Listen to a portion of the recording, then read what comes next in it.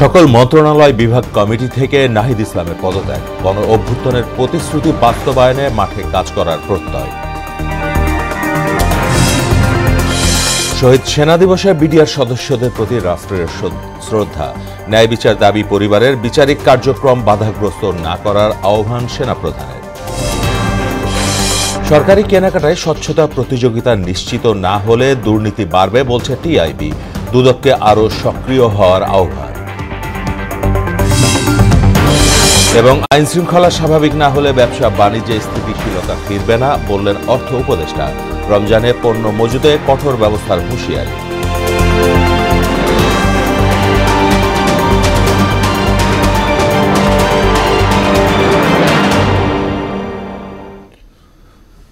আসসালামু আলাইকুম, সবাইকে মোহনা সংবাদে স্বাগত। শুনছিলেন শিরোনাম, সঙ্গে আছি মাহমুদ হোসেন। এবার বিস্তারিত। সব মন্ত্রণালয় বিভাগ ও কমিটি থেকে পদত্যাগ করলেন উপদেষ্টা নাহিদ ইসলাম। বিকেলে প্রধান উপদেষ্টা ডক্টর মোহাম্মদ ইউনূসের কাছে পদত্যাগপত্র জমা দেন তিনি। পরে সংবাদ সম্মেলনে তিনি জানান, গণ অভ্যুত্থানের আকাঙ্ক্ষা এখনও বাস্তবায়ন হয়নি, তাই ছাত্রদের সাথে রাজপথে থাকার আগ্রহের কারণেই পদত্যাগ করলেন। শামীমুজ্জামান চৌধুরীর প্রতিবেদন। গত কয়েকদিন ধরেই সামাজিক যোগাযোগ মাধ্যমে গুজব ছড়িয়ে পড়ে উপদেষ্টা নাহিদ ইসলাম পদত্যাগ করেছেন। অবশেষে সব জল্পনার অবসান ঘটিয়ে মঙ্গলবার বিকেলে প্রধান উপদেষ্টার কাছে পদত্যাগপত্র জমা দেন তিনি। পরে যমুনার সামনে সংবাদ সম্মেলনে তিনি জানান, তার অধীনে থাকা মন্ত্রণালয়গুলোর পাশাপাশি অন্যান্য কমিটি থেকেও পদত্যাগ করেছেন তিনি। দুইটি মন্ত্রণালয়ের দায়িত্ব থেকে আমি ইস্তফা দিয়েছি। এছাড়াও এই জুলাই ফাউন্ডেশন, জুলাই শহীদ স্মৃতি ফাউন্ডেশন সহ সরকারের যেই সকল কমিটিতে আমি ছিলাম, এই সকল কমিটি থেকে আমি একই সাথে ইস্তফা আমার হচ্ছে।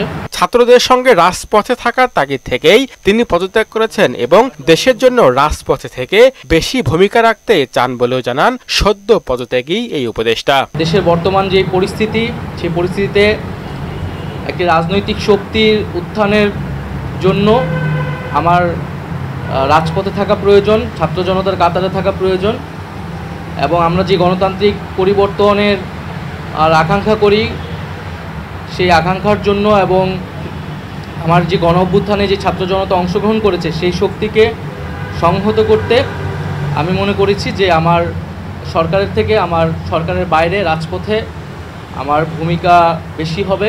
মন্ত্রণালয় থেকে যে সমস্ত কাজ করেছেন তার ফলাফল জনগণ পাবেন এবং তাকে মূল্যায়ন করবেন বলেও আশাবাদ ব্যক্ত করেন নাহিদ ইসলাম। আমি আমার জায়গা থেকে চেষ্টা করেছি কাজ করে যাওয়ার। দুইটি মন্ত্রণালয়ের বাইরেও অনেক অতিরিক্ত দায়িত্ব আমাদের পালন করতে হয়েছে। আমরা চেষ্টা করেছি এবং মন্ত্রণালয়গুলোতেও আমরা কিছু কাজ করেছি। সেই কাজের ফলাফল হয়তো সামনে জনগণ পাবে। গণ অভ্যুত্থানের আকাঙ্ক্ষা এখনো বাস্তবায়ন হয়নি উল্লেখ করে তিনি বলেন, সরকারে থেকে আরো যদি কেউ রাজনৈতিক দলে অংশ নিতে চান তারাও পদত্যাগ করবেন। তারা যদি রাজনীতি করার প্রয়োজন বোধ করে তারা তখন হয়তো সরকার ছেড়ে দেবে।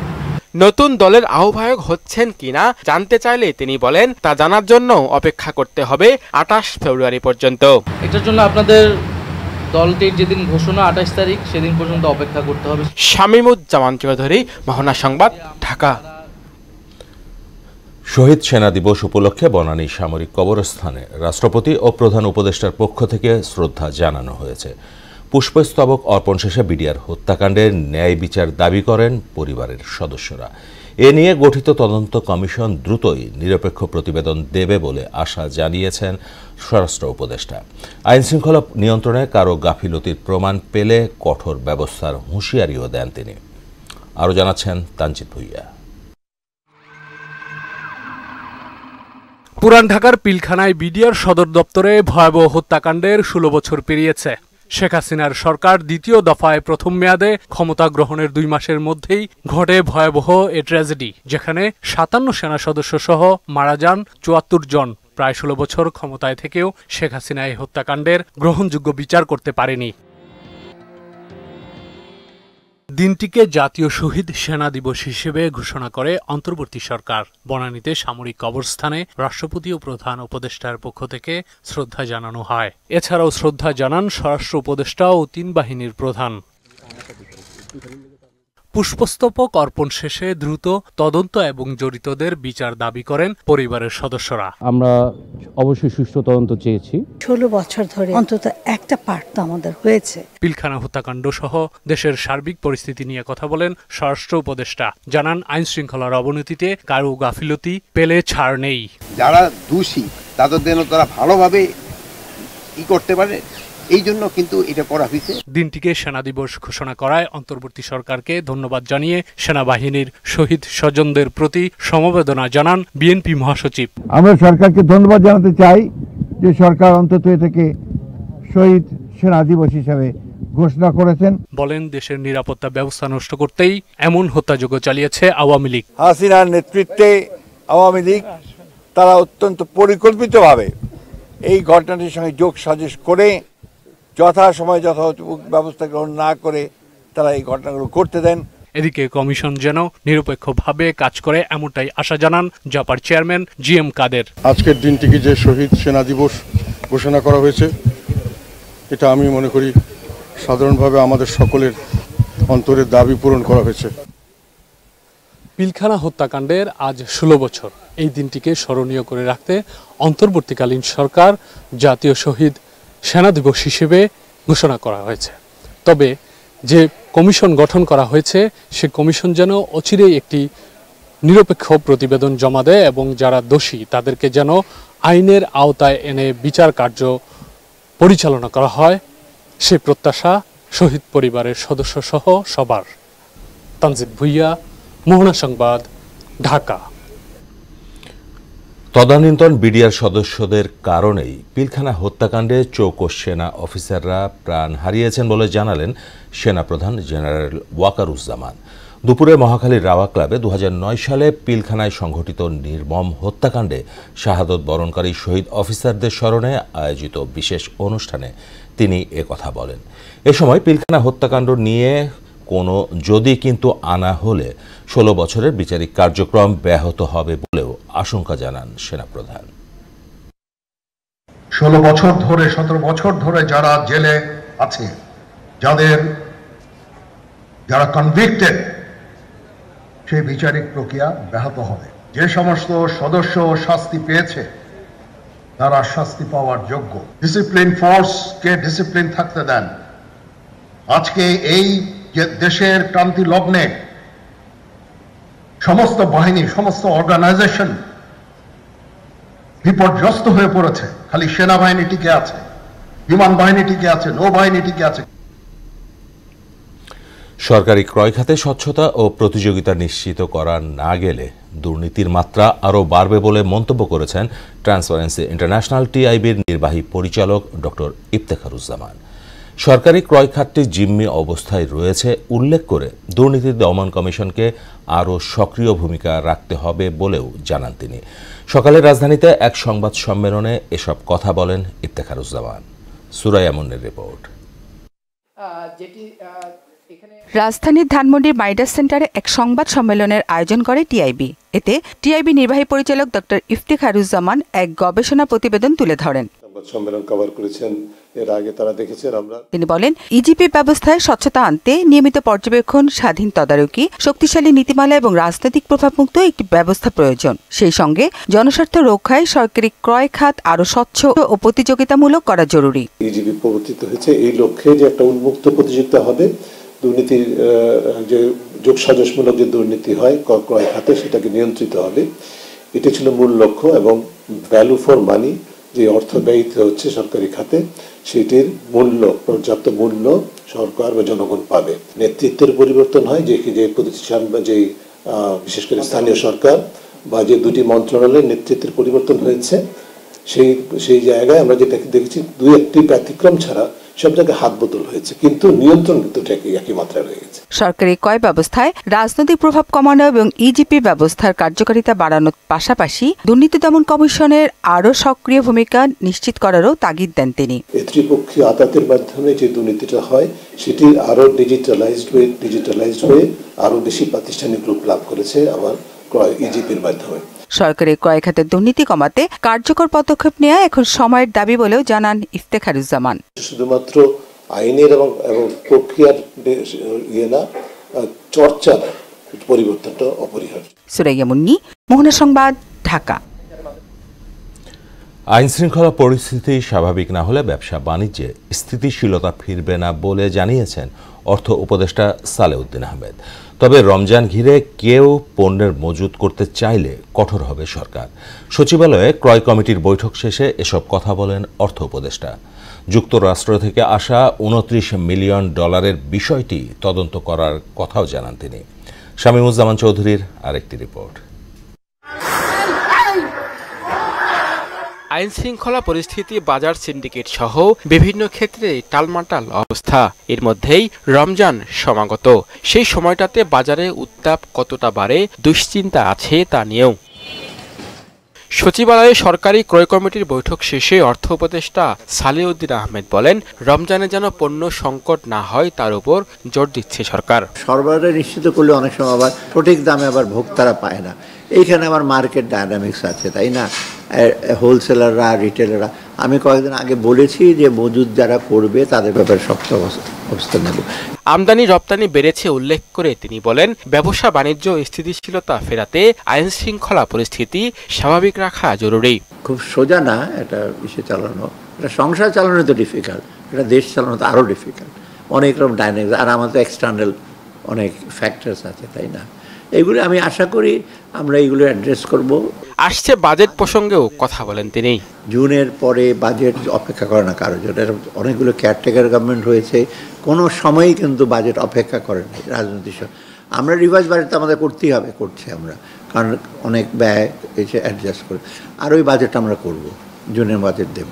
যুক্তরাষ্ট্রের দেয়া $29 মিলিয়ন নিয়ে এক প্রশ্নের জবাবে অর্থ উপদেষ্টা বলেন, বিষয়টি তদন্ত করবে সরকার। ওটা যদি দেখা যায় তো আমরা চেষ্টা করব ভবিষ্যতে যদি এরকম মোটিভেশনাল প্রজেক্টে যেন টাকা না আসে।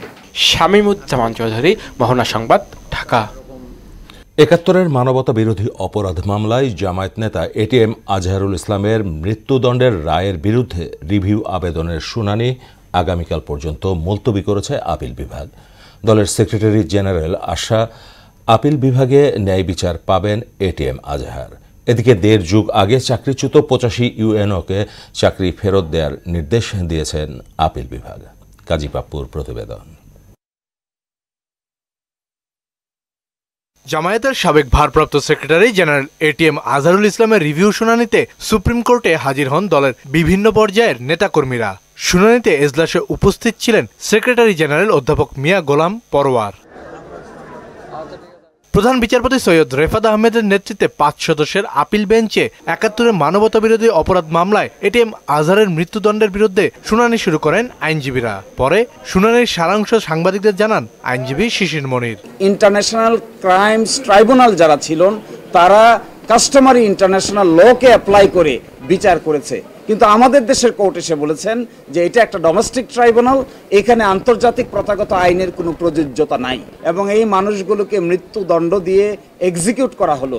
আজকে যদি সেই সব রায়গুলো এই পয়েন্টে রিভিউ হয় তাহলে আন্তর্জাতিক আইনের অ্যাপ্লাই না করার কারণে যে অবিচার হয়েছে সেটা নতুন করে আবার প্রমাণিত হবে। দীর্ঘদিনের জুলুমের বিরুদ্ধে ন্যায় বিচার প্রত্যাশার কথা জানান জামায়াতের সেক্রেটারি জেনারেল। আদালতে জুলুমের বিরুদ্ধে ন্যায় বিচার আমরা ইনশাআল্লাহ পাবো। এটিএম আজহারের পক্ষে আইনজীবীদের তুলে ধরা যুক্তির সঙ্গে একমত পোষণ করেন প্রসিকিউটর গাজী এমএইচ তামিম। মানবতা বিরোধী অপরাধ বা জেনোসাইড প্রমাণ করার ক্ষেত্রে সিস্টেমেটিক এন্ড ওয়াইড স্প্রেড এই শব্দ দুটি প্রযোজ্য কি নয়, আমরা অ্যাপিলেট ডিভিশনে বলেছি যে পিটিশনারের এই আর্গুমেন্টের সাথে প্রসিকিউশন সম্পূর্ণই একমত। এদিকে ২০০৭ সালে তত্ত্বাবধায়ক সরকারের আমলে চাকুরিচ্যুত ৮৫ জন উপজেলা নির্বাচন কর্মকর্তাকে চাকরি ফেরত দেওয়ার নির্দেশ দিয়েছেন আপিল বিভাগ। বাংলাদেশের সুপ্রিম কোর্টের আপিল বিভাগ সেই রিভিউ পিটিশনে লিভ গ্রান্ট হওয়ার পরে অ্যাপিল অ্যালাউ করেছেন, সবাইকে চাকরিতে পুনর্বহাল করেছেন, সকল সুযোগ সুবিধা সহ। অন্যদিকে 2009 থেকে 2024 সাল পর্যন্ত আওয়ামী লীগ আমলে 100 জনের গুমের ঘটনায় আন্তর্জাতিক অপরাধ ট্রাইব্যুনালে 100টি অভিযোগ দাখিল করেছে মায়ের ডাক নামে একটি সংগঠন। 100টি অভিযোগ দায়ের করেছেন ইনভেস্টিগেটিং অফিসে। কাজী পাপ্পু, মোহনা সংবাদ, ঢাকা। এবারে আন্তর্জাতিক প্রসঙ্গ। রাশিয়ার সঙ্গে সংঘাত বন্ধ আর শান্তি প্রতিষ্ঠা মানে ইউক্রেনের আত্মসমর্পণ নয়, এমন মন্তব্য করেছেন ফরাসি প্রেসিডেন্ট ইমানুয়েল ম্যাক্রো।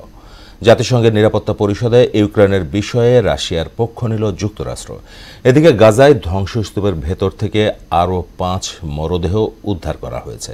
এতে 48,350-এ উন্নীত হয়েছে প্রাণহানি। ইশতিয়াক হোসেনের ডেস্ক রিপোর্ট।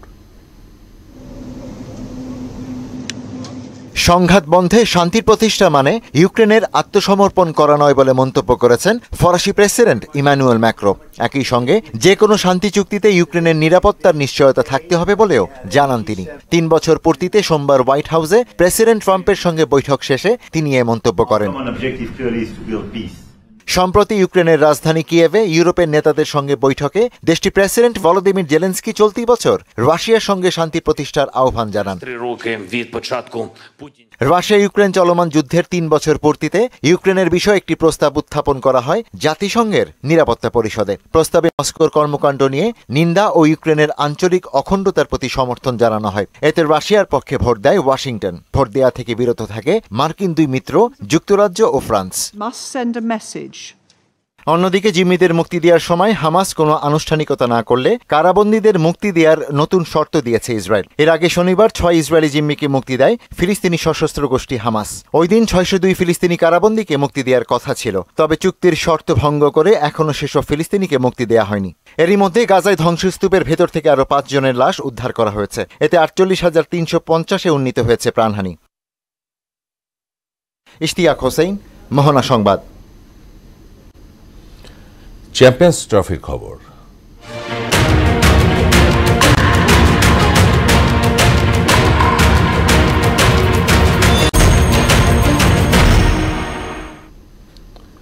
চ্যাম্পিয়ন্স ট্রফিতে কাল মাঠে নামছে আফগানিস্তান ও ইংল্যান্ড। লাহোরের গাদ্দাফি স্টেডিয়ামে বিকেল 3টায় শুরু হবে খেলা। 2 দলই নিজেদের প্রথম ম্যাচ হারায় সেমিফাইনালের দৌড়ে এগিয়ে থাকতে জয়ের কোনো বিকল্প নেই কারোরই। যদিও রান রেটে এগিয়ে থাকায় সে দৌড়ে ইংলিশরাই থাকছে এগিয়ে, তবে হেড টু হেড পরিসংখ্যানে ইংলিশদের পরাস্ত করার রেকর্ড আছে আফগানদের। মুদাসির আলীর ডেস্ক রিপোর্ট। দক্ষিণ আফ্রিকার বিপক্ষে 107 রানের শোচনীয় হার দিয়ে এবারের চ্যাম্পিয়ন্স ট্রফিতে যাত্রা শুরু হয় আফগানদের। অন্যদিকে 351 রান করেও অজিতের কাছে 5 উইকেটে হারতে হয় ইংলিশদের। যাত্রাপথের শুরুতেই 2 দলই খেয়েছে ধাক্কা, তবে এর মধ্যে পার্থক্য সুস্পষ্ট। যেহেতু ইংল্যান্ড লাহোরের গাদ্দাফি স্টেডিয়ামে অস্ট্রেলিয়ার সঙ্গে খেলেছে, সেহেতু সাম্প্রতিক অভিজ্ঞতার সুবিধা আছে তাদের। আবার এটাও ঠিক যে আফগানদের সঙ্গে খুব বেশি একটা খেলা হয়নি তাদের। এ পর্যন্ত সব মিলিয়ে 3 বারে দেখায় 2 বার জয় রয়েছে ইংলিশদের আর আফগানদের 1টিতে। এদিকে সাম্প্রতিক আইসিসি ইভেন্টের মধ্যে সবশেষ 2023 সালের ওয়ানডে বিশ্বকাপে ইংল্যান্ডকে 69 রানে হারানোর সুখকর স্মৃতি রয়েছে আফগানিস্তানের। তাই আফগানদের হালকা করে দেখার সুযোগ নেই ইংলিশদের। লাহোরে কিন্তু বেন ডাকেট অজি বোলারদের ভুগিয়েছে, তাই আফগান বোলারদের বিশেষ নজর যে তার দিকে থাকবে তা আর বলার অপেক্ষা রাখে না। পাশাপাশি Butler, Phil Salt, Joe Root, Harry ব্রুকের দিকেও নজর দিতে হবে তাদের। এদিকে রশিদ খান, মোহাম্মদ নবী, ফজল হকের দিকে বাড়তি সতর্ক থাকতে হবে ইংলিশদের। 2 দলেরই এটি যেহেতু দ্বিতীয় ম্যাচ, তাই হেরে গেলে সেমিফাইনালের আশা ক্ষীণ হয়ে যাবে, আর জিতলে আশা বেঁচে থাকবে। সেক্ষেত্রে পরবর্তী ম্যাচটিতেও জিততে হবে। মুদাসির আলী, মোহনা সংবাদ। এবার টেনিস ফেডারেশনের বর্তমান অ্যাডহক কমিটির স্বজনপ্রীতি, অনিয়ম ও দুর্নীতির প্রতিবাদ জানিয়ে মানববন্ধন করেছেন খেলোয়াড় ও কোচেরা। দুপুরে রমনায় জাতীয় টেনিস কমপ্লেক্সের ভেতর এই মানববন্ধন করেন তারা। অভিযোগ করে কোচ রাশেদুল ইসলাম বলেন, ফেডারেশন থেকে বহিষ্কৃত কোচ অমল রায় সহ প্রশাসনিক কর্মকর্তা সবুজউদ্দিনকে লাঞ্ছিত ও হামলা করে আহত করার পরও বর্তমান অযোগ্য কমিটি তাকে জাতীয় ক্রীড়া পরিষদের মাধ্যমে ফের কোচের দায়িত্ব দেয়। তিনি যোগ করেন, বিনা প্রশিক্ষণে টেনিসের বিশ্বকাপ খ্যাত ডেভিস কাপে খেলতে গিয়ে ইয়েমেন ও তাজিকিস্তানকে হারায় বাংলাদেশ। ফলে 15টি দলের মধ্যে 6ষ্ঠ স্থান অর্জন করে ইয়ামিন মুন্না। গত কমিটিতে এখান থেকে চলে যাওয়ার পর আমরা জানতে পেরেছি প্রায় 1 কোটি টাকার মতো তারা ফান্ডে রেখে গিয়েছিল। ওই ফান্ড আসলে কোন খাতে ব্যয় হচ্ছে, যদি প্লেয়ার উন্নয়ন না হয় আর প্লেয়িং পাইপলাইন যদি ঠিক না থাকে, আজকে জেটিআর মতন একটা প্রোগ্রাম সারা বাংলাদেশে এটাকে ছড়িয়ে দেওয়া যেত। এই প্রোগ্রামটাকে আজ পর্যন্ত এখনও আমরা দেখতে পাইনি সেরকম কোনো কাঙ্ক্ষিত ফলাফল, বা তারা এখনও শুরু করতে চাচ্ছে বা আমাদের সাথে বসবে এরকম কোনো কিছু না। শেষ করব মোহনা সংবাদ যাবার আগে শিরোনামগুলো আরও একবার।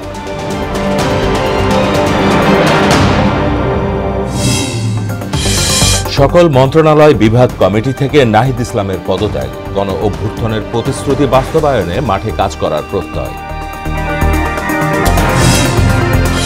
শহীদ সেনা দিবসে বিডিআর সদস্যদের প্রতি রাষ্ট্রের শ্রদ্ধা, ন্যায় বিচার দাবি পরিবারের, বিচারিক কার্যক্রম বাধাগ্রস্ত না করার আহ্বান সেনাপ্রধানের।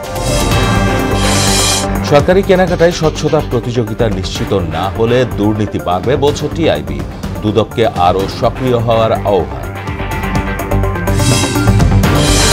এবং আইন শৃঙ্খলা স্বাভাবিক না হলে ব্যবসা বাণিজ্যে স্থিতিশীলতা ফিরবে না বললেন অর্থ উপদেষ্টা, রমজানে পণ্য মজুদে কঠোর ব্যবস্থার হুঁশিয়ারি। এই ছিল মোহনা সংবাদে। পরবর্তী সংবাদ রাত 9টায়। এর আগে সংবাদ এক নজরে দেখবেন সন্ধ্যা 7টায়। মোহনার সবশেষ খবর জানতে ভিজিট করুন www.mohana.tv। সংবাদ দেখতে পারেন ফেসবুক ও ইউটিউবে। এতক্ষণ সঙ্গে থাকার জন্য সবাইকে ধন্যবাদ।